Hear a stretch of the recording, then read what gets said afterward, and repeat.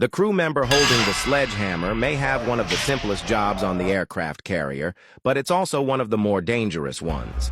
The safety rope on his back clearly indicates that one misstep could turn him into mincemeat. You might be curious how such a massive aircraft carrier, with a displacement exceeding 100,000 tons, can be secured with just a thin iron chain. In reality, the anchoring operation, although it appears simple, requires extreme precision. Let's take the example of the U.S. Lincoln, a 100,000-ton aircraft carrier. It first uses a depth gauge to measure the depth of the water, and the best anchoring points are where there is mud or sand. Additionally, the carrier cannot be stationary when anchoring. It must have some speed. Crew members open the anchor chain winch and drop the anchor into the seabed. Initially, the anchor only lightly hooks, but as the carrier moves, it sinks deeper until the carrier's power cannot move it anymore and the carrier comes to a stop. What many people don't know is that aircraft carriers can't just drop anchor anywhere. The anchor chain of the Lincoln is approximately 450 meters long,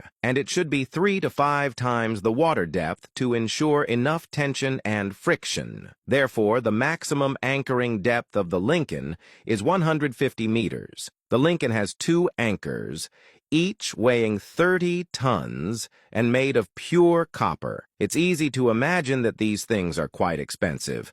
With one anchor, you could probably buy a house in your hometown.